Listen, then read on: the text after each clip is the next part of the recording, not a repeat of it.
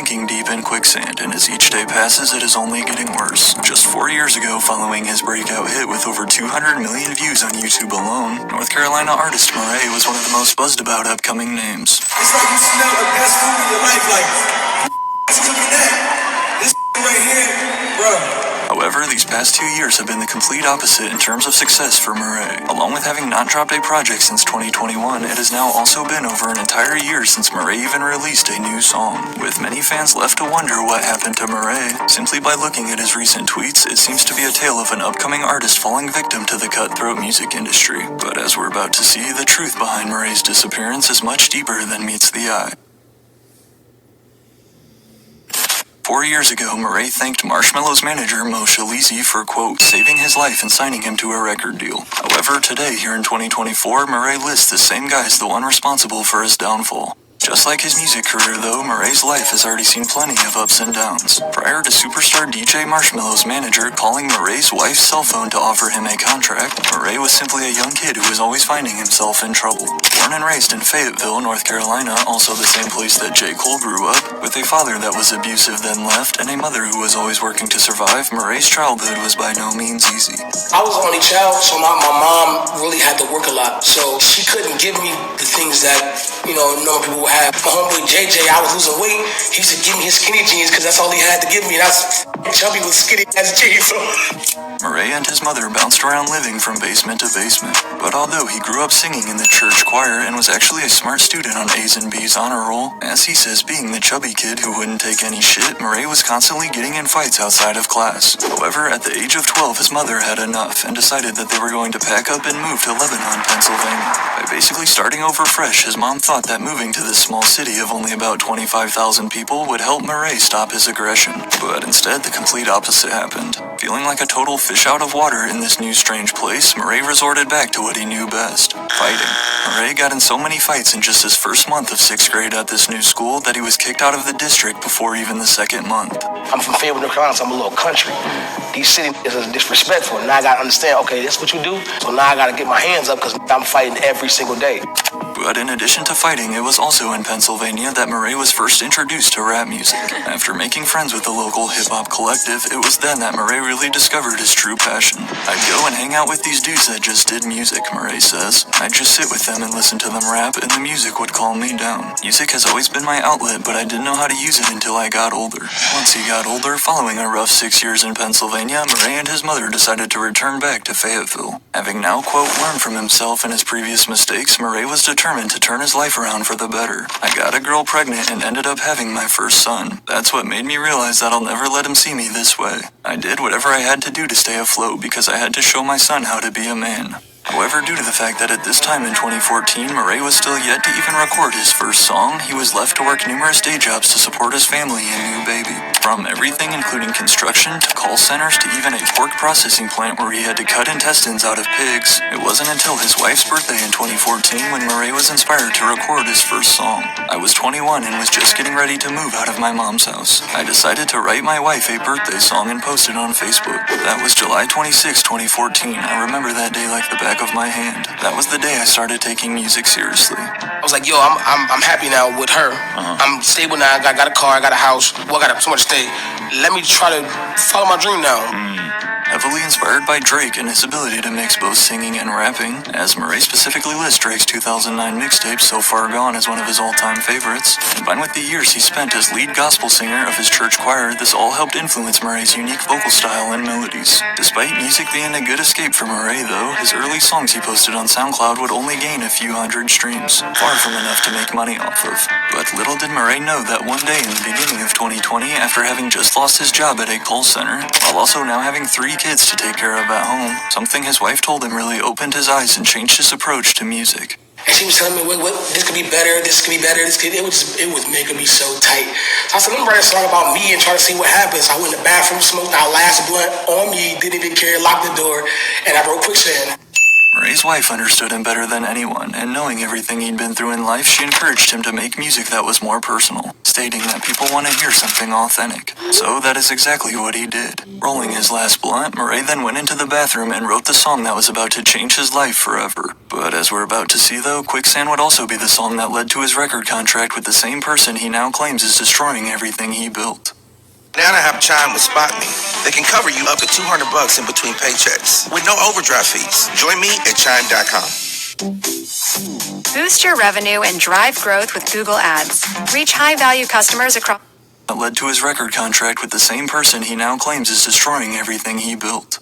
Motivated by his wife's feedback, Morray would then record the first version of what would soon become his platinum hit, QuickSand. Featuring a blend of soulful melodies mixed with heartfelt lyrics and an extremely catchy chorus, immediately after recording QuickSand in his kitchen, Morray and his wife knew this one was different.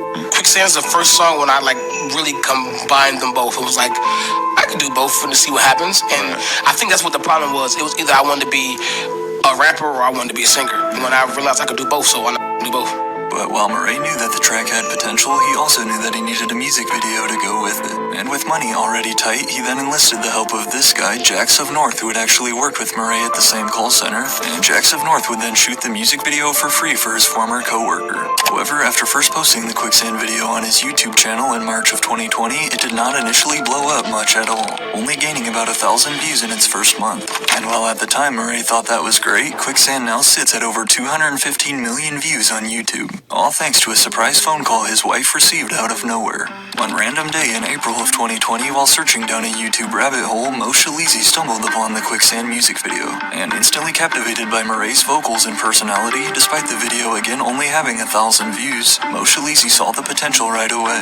Now, if you don't know who Mo Shalizi is, he's a very experienced and connected artist manager, as well as founder of his own record label, Pick 6 Records, although he's most notable for managing and blowing up the career of superstar DJ Marshmello.